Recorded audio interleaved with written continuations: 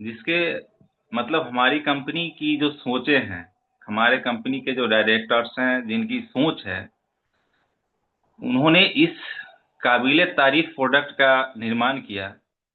इसकी जानकारियां के अभाव में हम लोग अपने इस प्रोडक्ट को मार्केट में लोगों के पास नहीं रख पाते हैं, क्योंकि इसकी मुख्य वजह होती है कि हमारे पास इसकी जानकारियां नहीं होती।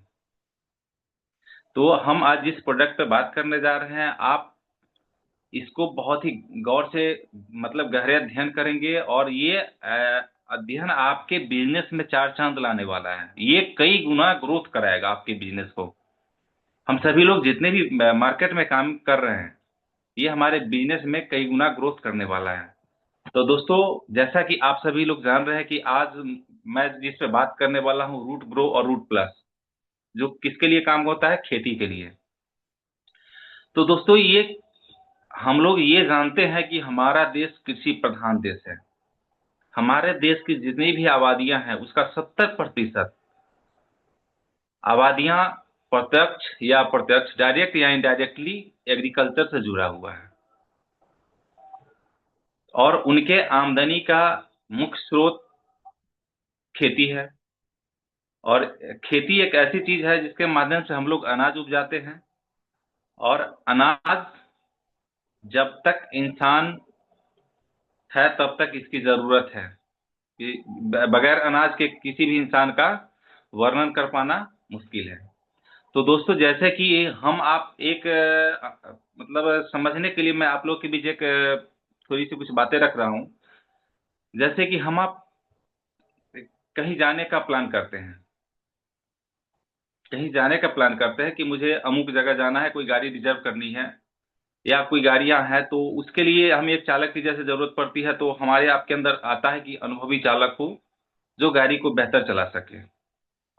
तो मैं या आप क्या करते हैं, वो जो अनुभवी होते हैं उनसे अपना रिकमेंडेड करते हैं, उनको बुलाते हैं, ताकि हम आप ये सोचते हैं कि मैं इनके द्वारा जो यात्रा करूंगा वो सुरक्षित होगा। आप बगैर अनुभवी लोगों के हाथों में स्टेयरिंग जो होता है उसको नहीं सौंपते हैं। ठीक उसी प्रकार जो खेती करते हैं किसान, उन्हें भी अपने फील्ड में उनको एक्सपर्ट होने की जरूरत है। और उनको एक्सपर्ट करने के लिए क्या करना होगा, ये इसके लिए पहले हमें और आपको एक्सपर्ट होना पड़ेगा। जैसे एक डॉक्टर तो एक को होते हैं, लेकिन जो सर्जन का स्पेशलिस्ट होता है वो सिर्फ सर्जन पे ही काम करता है, जो वो सिर्फ सर्जरी ही कर सकता है, क्योंकि वो उस फील्ड का एक्सपर्ट है। उसी प्रकार एक अच्छे किसान बनने के लिए हमें इस फील्ड की नॉलेज लेनी पड़ती है। तो दोस्तों, आज जैसा कि हम सभी जान रहे हैं कि आज मैं रूट ग्रो और रूट प्लस, ये दो प्रोडक्ट पे मैं आप लोगों के बीच बातें करूंगा। जैसा कि दोस्तों, हमारी जो खेत होती है, हमारी जो भूमि होती है, इसमें मुख्य रूप से जो हमारा न्यूट्रिएंट्स पाया जाता है वो तीन तरह का होता है। पहला होता है प्राइमरी न्यूट्रिएंट्स, जो प्राथमिक लेवल का होता है। उसमें होता क्या है कि हमें नाइट्रोजन, पोटेशियम और फास्फोरस, जिसे हम आप मार्केट में एनपीके के माध्यम से जानते हैं, जो कभी 12 32 16 या 19 19 19 करके, मतलब उसका परसेंटेज जो होता है उस तरह का आता है, हम आप इसे यूज करते हैं अपने खेतों में। सेकेंडरी न्यूट्रिएंट्स जो होता है, न्यूट्रिएंट्स का मतलब हो गया जो भी पोषक तत्वें होती है जो हम एग्रीकल्चर में फर्टिलाइजर के माध्यम से खेतों में पहुंचाते हैं। तो सेकेंडरी न्यूट्रिएंट्स होता है कैल्शियम, मैग्नीशियम और सल्फर। और थर्ड होता है माइक्रो न्यूट्रिएंट्स, जो सूक्ष्म होते हैं, सूक्ष्म पोषक तत्व, जो हम जिंक हो गया, आयरन हो गया, बोरन हो गया, और भी बहुत सारी चीजें होती हैं जो माइक्रो न्यूट्रिएंट्स में आते हैं। तो ये हम लोग खेतों में फर्टिलाइजर के माध्यम से पहुंचाते हैं। तो जैसे मैं एक एग्जांपल रूप में बता रहा हूं कि जैसे एक इंसान के अंदर आयरन की कमी हो जाती है, आयरन की कमी हो गई तो होता क्या है, उनका विकास रुक जाता है, उनका होम्योग्लोबिन की कमी हो जाती है, उनमें बहुत सारिया परेशानियां आना शुरू हो जाती है, उनके बालों का ग्रोथ रुक जाता है, उनका नाखून का ग्रोथ रुक जाता है, आंखों के नीचे के डार्क सर्कल आ जाते हैं। जैसे कि एक आयरन की कमी मैं आपको बता रहा हूँ कि इससे क्या होता है एक इंसान के अंदर, उसी तरह उसी तरह जमीन के अंदर भी इतने सारे न्यूट्रिएंट्स पाए जाते हैं, जो कमी जो हो जाती है तो उनके अंदर बहुत सारिया कमी के बावजूद हम लोग उसको बिना कवर किए, बिना उसकी कमी को पूरा किए, अधिक उपज की चक्कर में उस पे अधिक फर्टिलाइजर का उपयोग करके उससे ज्यादा उपज लेने की कोशिश करते हैं, जिसके कारण होता क्या है कि वह और डैमेज होता चला जाता है, वह और डैमेज होता चला जाता है। तो दोस्तों, मिट्टी जो भूमि जो पाई जाती है, इसमें आयरन के अलावे 16 से 17 प्रकार की मिनरल्स पाए जाते हैं। 16 से 17 प्रकार के मिनरल्स पाए जाते हैं। और ये मिनरल्स जैसे कि हमारे जमीन के अंदर इको फ्रेंडली बैक्टीरिया की कमी हो जाती है। इको फ्रेंडली जो पर्यावरण के अनुकूल होती है, उस बैक्टीरिया की कमी पाई जाती है। ऑर्गेनिक कार्बन की कमी होती है। ऑर्गेनिक कार्बन होता क्या है? ऑर्गेनिक कार्बन हमारे जमीन के अंदर जो सूक्ष्म जीव पाए जाते हैं, उनका भोजन होता है। जैसे हम आप भोजन करते हैं तो उसकी कई तरह की मात्राएं, बहुत सारी चीजें, तरह तरह की वस्तुएं उपयोग में करते हैं। उसी तरह खेत के जो अंदर बहुत सारी सूक्ष्म जीव या बहुत सारी चीजें जो पाई जाती है, उनके लिए अलग अलग तरह का भोजन को पूरा करने के लिए हम लोग को जो मेंटेन करना पड़ता है, ऑर्गेनिक कार्बन की कमी पाई जाती है। इतनी कमी के साथ हम लोग उससे अधिक उपज लेते हैं। तो आपके अंदर किसी चीज की कमी है, आप किसी चीज की कमी को महसूस कर रहे हैं, और हमारे आपके ऊपर यदि बोझ बढ़ता है, तो क्या हम लोग उस समय गुड फील करते हैं? अच्छा महसूस नहीं करते हैं। उसी तरह ये हमारे जमीन के लिए भी होता है। हम उस पे एक्स्ट्रा दबाव बनाते हैं, और इसकी स्थिति ऐसी होती जा रही है कि धीरे धीरे हमारी जमीन बंजर होती जा रही है, क्षारीय होती जा रही है। उनकी उपज क्षमता, उनकी जो पैदावार की जो कैपेसिटी है, वो वीक होती जा रही है। तो हम लोग जैसे अभी फर्टिलाइजर के लिए बहुत सारी चीजें का उपयोग करते हैं, तो हमारे कंपनी के जो डायरेक्टर्स हैं, त्रिदेव, जिनको हम लोग शॉर्ट में त्रिदेव के नाम से भी संबोधन करते हैं, उनकी सोच की तो दाद देनी होगी दोस्तों। क्योंकि उनके अंदर ये प्लान आया कि कोई ऐसा फर्टिलाइजर तैयार किया जाए जो ऑर्गेनिक हो, और भिन्न भिन्न प्रकार के नहीं। मतलब जो है होता है कि आप 8-10 तरह के कोई मेडिसिन आप बना देंगे, तो ये कंफ्यूजन हो जाता है कि भाई किसको क्या डालना है, कहाँ डालना है, कैसे डालना है। तो उन्होंने बहुत शॉर्ट ही रूप में एक से अनेक रिजल्ट के लिए इन्होंने रूट ग्रो और रूट प्लस का निर्माण किया। ये रूट ग्रो और रूट प्लस का निर्माण करवाए, और ये ऑर्गेनिक प्रोडक्ट जो है हमारे खेती के लिए वरदान है। अब मैं इसके आगे मैं डिटेल्स में इस पर बात करना चाहूंगा दोस्तों कि रूट ग्रो और रूट प्लस का काम कैसे होता है, ये बनता कैसे है, और इसका पौधों पे, हमारी जमीन पे क्या प्रभाव आता है। दोस्तों, हम लोग अभी वर्तमान में जो खाद उपयोग करते हैं, वो सिंथेटिक केमिकल्स या सिंथेटिक फर्टिलाइजर, जो जहरीले खाद होते हैं, वो हम आप उपयोग कर रहे हैं, जिसका काफी बुरा प्रभाव पड़ता है। लेकिन ये अपना रूट ग्रो, पहले मैं रूट ग्रो को लेता हूं। रूट ग्रो जो है, ये हमारे जमीन के लिए मल्टीविटामिन का काम करता है। मल्टीविटामिन हमारी, मतलब वो कई एक्स पावर होता है उनके अंदर, उनकी सभी जो भी कमी होती है, सभी पे वो बहुत ही अच्छा काम करता है। ये पौधों की जड़ों पे काम करता है। हमारे पौधे जो जमीन के अंदर होते हैं, जड़ें जो होती है पौधों की जमीन के अंदर, उसका विकास बहुत ही अच्छे से करता है। हम लोग जो खेत पौधे का विकास के लिए बहुत सारी चीजें, जैसे एनपीके की मैंने बात किया, उसके बाद सेकेंडरी न्यूट्रिएंट्स जो था, कैल्शियम, मैग्नीशियम, ये सभी चीजें हमारी पौधे के लिए जो जरूरत होती है, उसको रूट ग्रो पूरा करता है। रूट ग्रो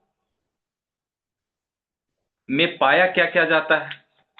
तो रूट ग्रो में दोस्तों पाया जाता है ह्यूमिक एसिड।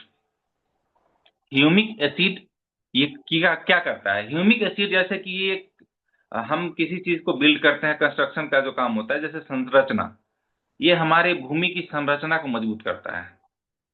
हमारी भूमि की संरचना को मजबूत करता है। उनके अंदर जो वाटर एब्जॉर्ब करने की कैपेसिटी होती है उसको बढ़ाता है। हम आप जो अभी वर्तमान में खेतों में पटवन का काम करते हैं, तो हम आप ये तो समझ लेते हैं कि हमने पटवन कर दिया, लेकिन मिट्टी के अंदर जो एब्जॉर्ब करने की कैपेसिटी होती है वो अभी वीक है, क्योंकि हम लोग केमिकल फर्टिलाइजर यूज करते हैं। लेकिन जब अपना रूट ग्रो का यूज करते हैं तो उनके अंदर कम पानी में, मिट्टी में नमी को, मतलब पानी को सोखने की क्षमता ज्यादा बनती है। वो हमारा ह्यूमिक एसिड काम करता है। और जड़ों का जैसे ही ये हुआ तो जड़ों का विकास बहुत ही अच्छा होता है। दूसरा होता है फुल्विक एसिड। ये करता क्या है? ये पोषक तत्व को, ये जो भी पोषक तत्व होती है जमीन के अंदर से लेके डायरेक्ट कोशिकाओं को पहुंचाता है। फ्यूल्विक एसिड हमारी जमीन से जो भूमि पाई जाती है उसके जड़ों से डायरेक्ट ग्रो कर मतलब जाते मतलब कोशिकाओं तक पहुंचाता है, और यह पत्तियों द्वारा तेजी से अवशोषित होता है। उसके बाद होता है एमिनो एसिड। यह प्रोटीन के निर्माण का खंड है जो पौधों के चयापचय, मतलब इसका शुद्ध हिंदी नाम हुआ, लेकिन ऐसे इसको समझ सकते हैं मेटाबॉलिज्म, मेटाबॉलिज्म को बढ़ाता है। और जैसे कि तनाव और सूखा का जो रोग होता है उसको कम करने का काम करता है। सीवेड एक्सट्रैक्ट नेक्स्ट हो गया इसका, सीवेड एक्सट्रैक्ट। यह नेचुरली हार्मोन को बैलेंस करता है।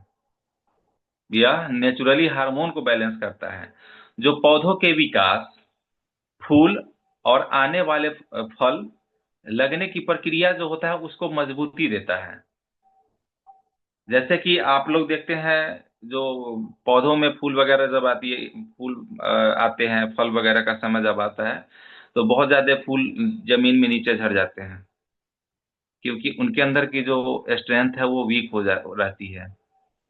तो हमारे फूलों के स्ट्रेंथ को बढ़ाता है और उसके ग्रोथ को बढ़ाता है, तेजी से करता है। और हम लोग जो फसल जो देखते हैं उस पे भी बहुत अच्छा तेजी से विकास करता है। उसके बाद होता है दोस्तों मिक्स्ड माइक्रोन्यूट्रिएंट।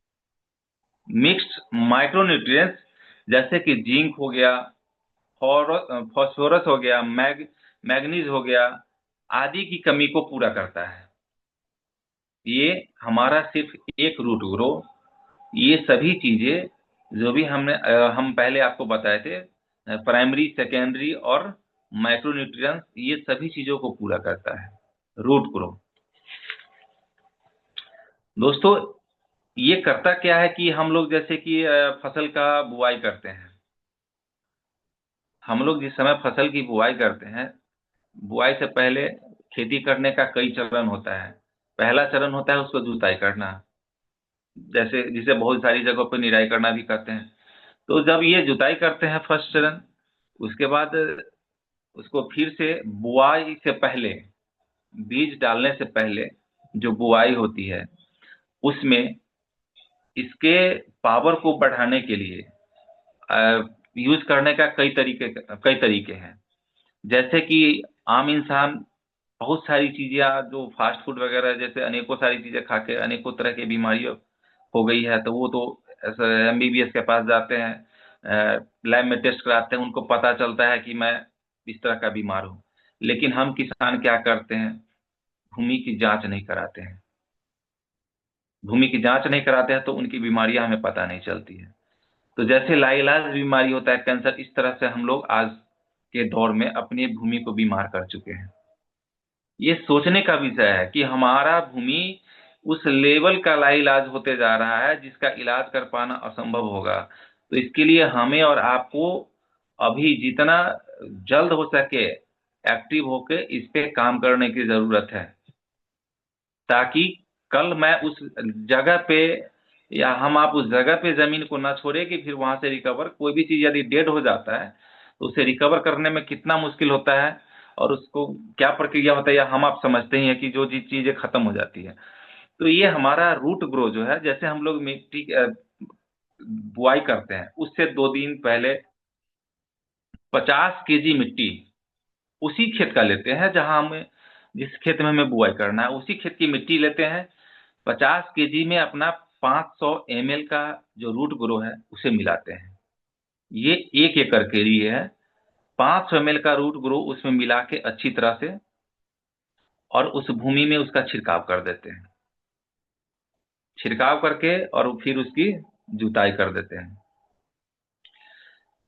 और जब हम खेत का बुआई करते हैं तो उसी रूट ग्रो से 1 किलो बीज पे, जैसे कि हम 100 केजी बीज का उसमें छिड़काव कर रहे हैं, आपको समझने के लिए बता रहे हैं। जैसे 100 केजी एवरेज से, एवरेज तो बताया जाता है 2 केजी प्रति कट्ठा।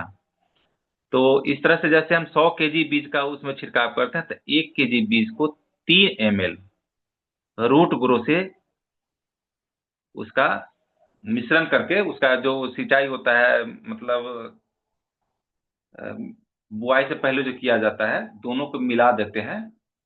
तो जैसे 1 क्विंटल गेहूं हो गया, बीज हम छिड़काव कर रहे हैं, तो उसमें 300 ml रूट ग्रो का उसको ये करके, तब हम उसका छिड़काव कर देते हैं। जब उसका पौधा जब आता है 2 से 3 इंच की हाइट पे आता है, तब हम उस पे इसके नेक्स्ट प्रोडक्ट जो है, जैसे कि रूट प्लस, उसका छिड़काव करते हैं। उस पे मैं आगे बात करूंगा।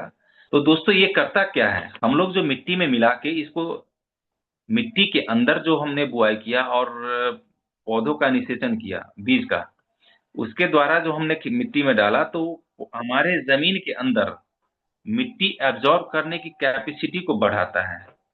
मिट्टी को मिट्टी के अंदर हवा को मिट्टी के अंदर जाने के लिए हल्का बना के रखता है, जिसकी वजह से जब हम पटवन वगैरह करते हैं तो हमारा जल जो है वो अंदर अधिक अवशोषित करता है। आप इसके लिए मैं कुछ उदाहरण भी है, मैं आगे आपको बताऊंगा। एब्जॉर्ब करने की कैपेसिटी बढ़ेगा, तो जैसे ही अंदर अम्लीयता, नमी बनी रहेगी, तो पौधे का जड़ों का विकास अंदर होगा, और जड़ें जब अंदर जाएगी तो आपका पौधा मजबूत होगा। जब पौधा मजबूत होगा तो उसका फूल भी मजबूत होगा, उसका फल भी मजबूत होगा, आपको पैदावार भी अच्छी होगी। तो दोस्तों, ये रूट ग्रो पौधों के और जमीन के लिए, दोनों के लिए काफी, एक तरह से समझ लीजिए कि वरदान है। और मैं अब रूट प्लस पे आता हूँ। ये दोनों का कॉम्बिनेशन यूज किया जाता है, इसलिए मैं थोड़ा सा रूट प्लस पे भी बताऊंगा, इसके बाद दोनों का कैसे कैसे उपयोग किया जाता है उस पे बताऊंगा। जैसे कि आप बहुत सारी फिल्म देखे होंगे, जैसे एक शोले फिल्म देखे, जय और वीरू, दोनों की दोस्ती देखे होंगे। उसी तरह दोस्तों, रूट ग्रो और रूट प्लस, रूट ग्रो जय है तो ये वीरू है, बड़े मियाँ तो बड़े मियाँ, छोटे मियाँ सुभान अल्लाह, दोनों की जोड़ी है जो कई गुना ये पावर को बढ़ा देती है। तो रूट प्लस क्या करता है कि जैसे कि कोई एक्टर होता है तो उसका सपोर्ट को एक्टर होता है, तो ये को एक्टर का काम करता है।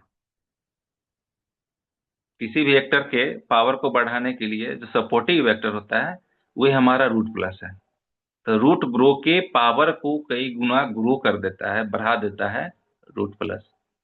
रूट प्लस क्या करता है, हम लोग जो भी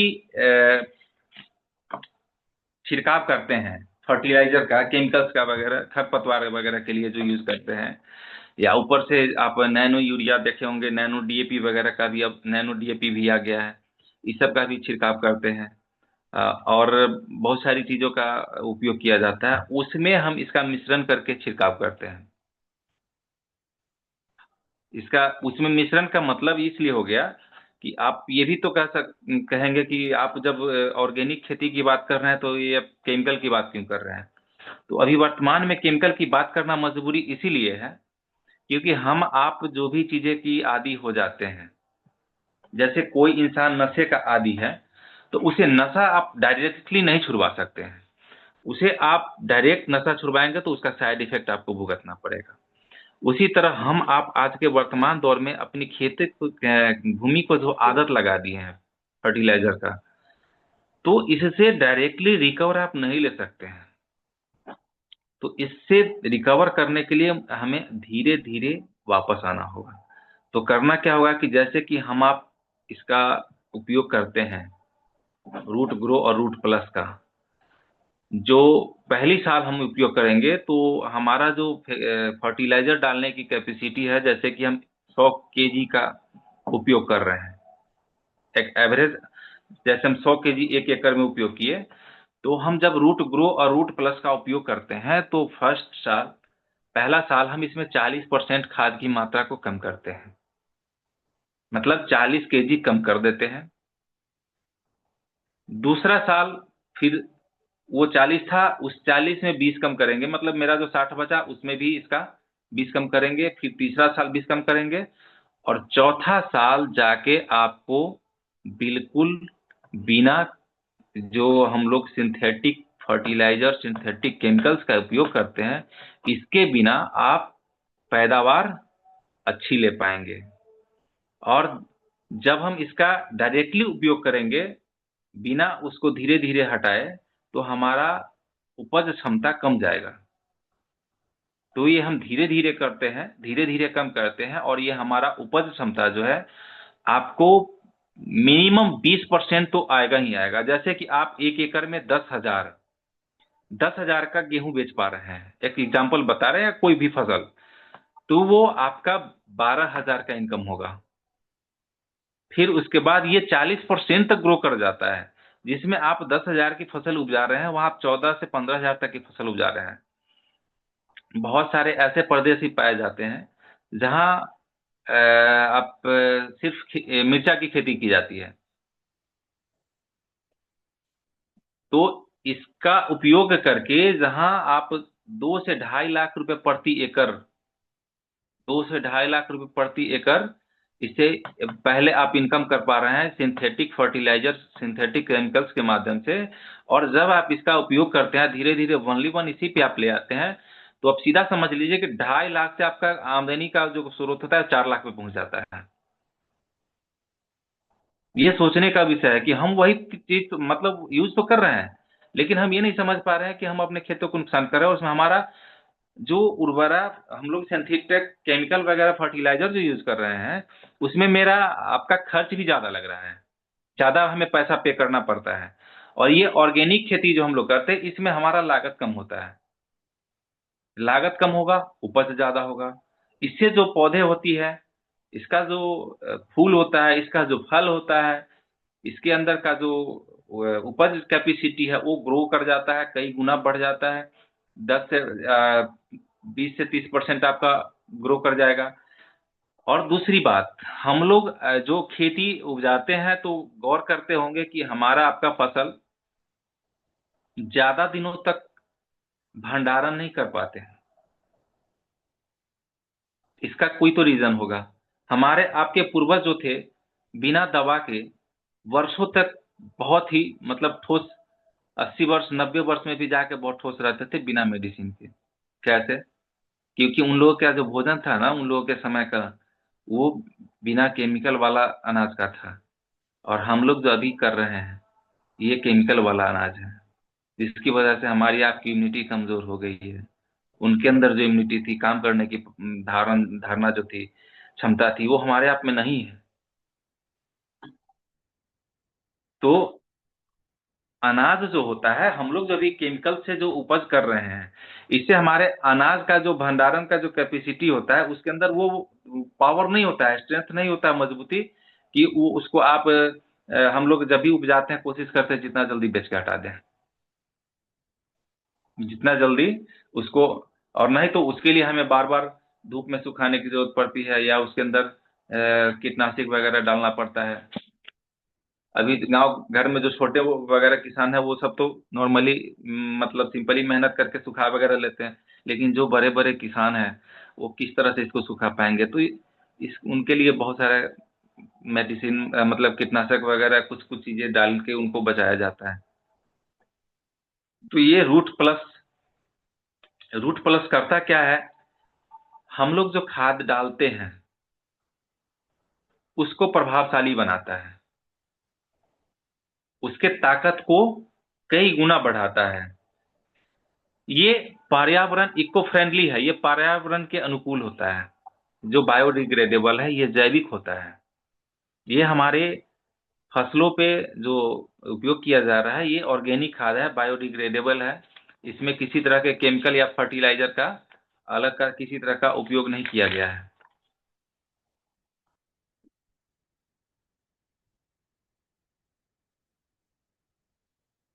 हम लोग जैसे कि आप नैनो यूरिया का छिड़काव कर रहे हैं, नैनो यूरिया का छिड़काव कर रहे हैं पटवन के बाद, तो उसमें आप 100 एकड़ सॉरी 1 एकड़ में 100 लीटर पानी का छिड़काव करते हैं, तो उसका एवरेज जो है हम नैनो रूट प्लस का 160 मिलीलीटर 160 मिलीग्राम उसमें डालते हैं, 160 मिलीग्राम डालते हैं, तो मतलब एक एवरेज हो गया 40 से 45, 15 लीटर का जार जो हम लोग यूज करते हैं स्प्रे के दौरान, उसमें यूज करते हैं 100 लीटर में 150 से 60 ml।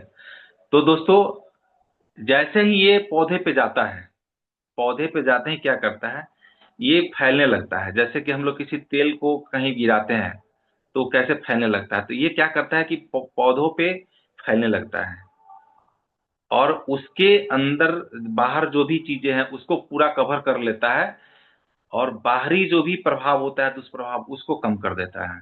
हम जिस फर्टिलाइजर में डाल के उसको ये स्प्रे कर रहे हैं उसके दुष्प्रभाव को बाहर करता है, उसके अंदर की जो पॉजिटिव रिजल्ट होती है उसको अंदर एब्जॉर्ब करता है। हम लोग जैसे कि अभी पौधे पे छिड़काव करेंगे, बहुत सारी जगह पे चल भी रही है, और बहुत सारी जगह लेट होने की वजह से अब होगा। तो जैसे कि हम लोग एक सिंपल ही से जवाब दे रहे हैं, ये हमारा हाथ हो गया, हमें किसी चीज को सहने की क्षमता इस पे ज्यादा है, इस पे कम है। हमारा अति संवेदनशील पार्ट ये हो गया। जैसे कि ये पत्ता हो गया ऊपर की तरफ, हम आप क्या करते हैं कि इस पे स्प्रे करते हैं, स्प्रेयर के द्वारा इसके ऊपरी भाग पे सीधे स्प्रे करते चले जाते हैं, जबकि हमारा संवेदनशील अति संवेदनशील पार्ट ये है। तो दोस्तों जब हम इसका छिड़काव करते हैं तो कोशिश ये करना चाहिए कि हमें छिड़काव दोनों तरफ करना है, ताकि जिसकी एब्जॉर्ब करने की कैपेसिटी ज्यादा है, जो अति संवेदनशील है, जो ज्यादा उसे शोषित करेगा, मुझे उस दोनों पे स्प्रे करना है। इस तरह से हम स्प्रे करते हैं तो हमारा पौधे का विकास कई गुना बढ़ जाता है, उसके अंदर रोग प्रतिरोधक क्षमता बढ़ती है। रूट प्लस उनके अंदर की इम्यूनिटी को बढ़ाता है। फूल जो होती है, फूल जो झड़ जाते हैं, वो उसके झड़ने की जो वीकनेस जो होती है उसको मजबूत करता है। और जैसे ही आपका फूल नहीं झड़ेगा तो स्वाभाविक है कि उसमें फसल ज्यादा आएगी, अनाज ज्यादा होगा, उर्वरा शक्ति ज्यादा रहेगी, कैपेसिटी ज्यादा होगा, और जैसे ही ज्यादा उपज हुआ तो स्वाभाविक बात है हमारा इनकम भी ज्यादा होगा। और ये ऑर्गेनिक तरीके से जब हम करते हैं तो हम जिस फसल को उपजाते हैं उसके अंदर वो मजबूती आ जाती है कि हम आप उसका स्टोरेज नॉर्मल तरीके से भी करेंगे तो हमारा खराब नहीं होगा।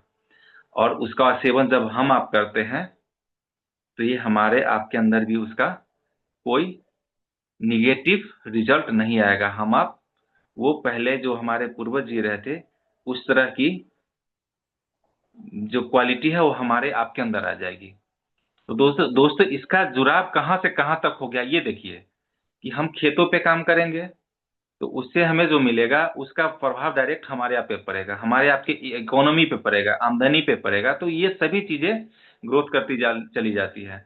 और हम लोग जब ऑर्गेनिक प्रोडक्ट के द्वारा जब अपनी खेती को करेंगे तो हमारी उसमें लागत खर्च जो है वो कम हो जाती है। लागत खर्च कम हो जाएगी, हमारा खेत पहले से फिर से नेचुरली जो होता है वो स्ट्रांग हो जाएगा। तो कितनी अच्छी बात है कि हम लोग जब ऑर्गेनिक खेती करें, करना किसानों को हम लोग ये जानकारियां नहीं होने की वजह से नहीं बता पाते हैं। तो हम जब किसानों को बताएंगे, वो जो ऑर्गेनिक खेती करेंगे तो उनका लागत भी कम होगा, उनके खेत भी इको फ्रेंडली हो जाएंगे, उन उससे जो पैदावार बढ़ेगी, उनका आमदनी बढ़ेगा, आमदनी बढ़ेगा, और वो जो भी अनाज आएंगे वो ऑर्गेनिक खाद से तैयार किया गया हुआ होगा। तो उसका रिजल्ट हमारे आपके शरीर पे कितना पॉजिटिव आएगा, ये सोचने की वजह है। हम आप थोड़ा सा एक इसमें एक चीज ऐड ये करना चाहेंगे कि जैसे हम आप अपने कंपनी का रूट प्योर का जो हम लोग किचन एसेंशियल वगैरह का जो प्रोडक्ट यूज करते हैं, हल्दिया वगैरह, बहुत सारे मसाले जो हम आप भी तो खेत में उगाते हैं, और हमारी कंपनी भी खेत में ही उगाती है। फिर उनके हमारी कंपनी का जो मसाला आता है वो इतना पावरफुल कैसे है? हम अपने घर के मसाले से आधा यूज करते हैं, फिर भी उसका रिजल्ट कई गुना बेहतर क्यों आता है? वो भी तो मिट्टी पे उपज रही है, हम भी तो मिट्टी पे उपजा रहे हैं, क्योंकि उनका ऑर्गेनिक तरीके से तैयार किया जाता है। उसका टेस्ट, उसका प्रभाव, सब चीज जो होता है वो इससे अलग बनाता है। दोस्तों, ऑर्गेनिक हमारा ये रूट प्लस और रूट ग्रो जो है ये ऑर्गेनिक है। ऑर्गेनिक के ऑर्गेनिक उपयोग से हमारे जमीन के अंदर की जो कैपेसिटी बढ़ती है। हम लोग आजकल के दौर में अधिक उपज के चक्कर में समझ में आ रहा है कि इस साल यदि 80 केजी हमें गेहूं आया तो अगले साल 100 केजी कैसे आएगा? 5 केजी इस साल दे दिए तो अगला साल 6 केजी डीएपी डाल देंगे, फिर अगला साल बढ़ाते चले जाएंगे। हमारे आपके अंदर जो ऑब्जर्व करने की कैपेसिटी है उसको बढ़ाते जाएंगे तो क्या इसका दुष्प्रभाव होगा, आप तो खुद जान रहे हैं। वही प्रभाव सेम जमीन पे भी आता है। हम आप ऐसा ना करें कि हाँ हमारे आने वाली पीढ़ी के लिए कुछ न बचे। दोस्तों, हम आप जो अनाज खाते हैं वो किसी फैक्ट्री में पैदा नहीं होगा, किसी मशीन के द्वारा नहीं बन सकता है, वो खेतों से उगाया जा सकता है। हमारी और जरूरत की वस्तुएं तो बाहर से बन जाएगी, फैक्ट्रिया वगैरह के द्वारा मिल जाएगी, लेकिन हम आप जो अनाज खाते हैं, पूरी विश्व जो पूरा मानव जो है और जितने भी सजीव चीजें हैं, सभी का जो भोजन होता है वो जो हमें प्राप्त होती है, जमीन से प्राप्त हो रही है, वो हमें कहीं से नहीं मिलेगी। अनाज, गेहूं, चावल, प्याज, मक्का, बाजरा, जो भी है वो फैक्ट्री में नहीं बनते हैं।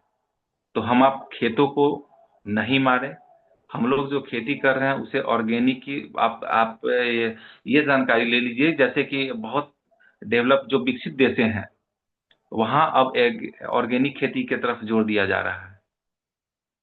हमारे भारत के सर्वे में बताता है एक भूमि के अंदर पीएच लेवल का होना बहुत मायने रखता है।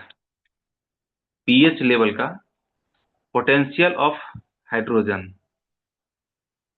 इसका मानक होता है कि वो 7 होना चाहिए। 7 से नीचे है तो सही है, मतलब वो अम्लीय है। 7 से ऊपर चला गया तो वो क्षारीय हो जाता है, एल्कलाइन हो जाता है। और अभी वर्तमान में हमारे यहाँ की जमीन एल्कलाइन में है, क्षारीय होती जा रही है। एक नॉर्मल मानक 5.5 से 6.5 होता है पीएच, भूमि के लिए जो उपयुक्त माना जाता है। ये अपना रूट ग्रो हमारी जमीन के पीएच लेवल को मेंटेन करता है। हमारी जमीन, हमारे भारत में जो मिट्टियां पाई जा रही हैं, हमारे जमीनों के लिए ऑर्गेनिक जो कार्बन होता है, ऑर्गेनिक कार्बन 4% होना चाहिए। लेकिन एक सर्वे रिपोर्ट बताता है कि 0.40% है। अब बताइए, 10वां गुना नीचे है। ऑर्गेनिक कार्बन होता क्या है? हमारे पौधों के अंदर जो सूक्ष्म जीवें पाई जाती है उसका भोजन होता है। हम आप जो खाद अभी जो वर्तमान में सिंथेटिक फर्टिलाइजर या केमिकल्स का यूज करते हैं। आप कभी एक ये प्रयास करके देखेंगे। आप सभी जानते हैं कि जमीन के लिए केचुआ कितना मायने रखता है। आप डीएपी, पोटास, सल्फेट, यूरिया जो मिला रहे हैं, उसमें कभी भी एक केचुए को डाल के देखिएगा, केचुआ खून की उल्टी करके मर जाता है। ये हमारे आपके सामने की घटना है, हम लोग लेकिन इसको गौर नहीं करते हैं। क्यों? हम खेत में डाल रहे हैं, तो जो खेत के लिए फायदेमंद होता है केचुआ, उसको हम डायरेक्टली जब खाद पर डाले तो वो मर जा रहा है, तो खेत के अंदर डाल रहे हैं तो क्या पूरे खेत की केचुआ बच रही है? वो तो मर जा रही है। तो फिर हम खेतों के अंदर जो बैक्टीरिया पाए जाते हैं, जो सूक्ष्मजीव पाए जाते हैं, उसको तो हम अपना फर्टिलाइजर के माध्यम से डेड कर दे रहे हैं। तो फिर हमारा भूमि कैसे कारगर हो, कैसे उपजाऊ हो, कैसे उनके अंदर वो नेचुरली पावर आए, ताकि वो नेचुरली फसल जो ग्रोथ हो करता है वो कर पाए। दोस्तों, जैसे कि मैं इस पे बात करूंगा तो जितना मुझे समझ है कि हो सकता है ज़्यादा समय लगे, लेकिन मैं कुछ शॉर्ट रूप में कोशिश करता हूँ। जैसे कि बहुत सारे हम लोग जो इस एरिया से बिलोंग करते हैं वो बाढ़ ग्रसित एरिया है। बाढ़ ग्रसित एरिया में होता क्या है कि धान का फसल लगा रहता है, और बाढ़ का समय आता है, धान की फसल डूब जाती है। डूब जाती है तो धान का पौधा गल जाता है। हम लोग रूट ग्रो का उपयोग करते हैं बुआई के समय जमीन के अंदर। तो ये रूट ग्रो क्या करता है, उसकी जड़ें को इतना डेवलप करता है, इतना मजबूत करता है कि उसके अंदर पानी से लड़ने की कैपेसिटी को बढ़ा देता है। वो जल्दी आपका पौधा डैमेज नहीं होगा। अभी अधिकांशतः देखते होंगे आप कि जब धान का फसल होता है तो किसी न किसी तरह की चक्रवात आ जाती है और हमारा फसल जमीन पे आ जाता है।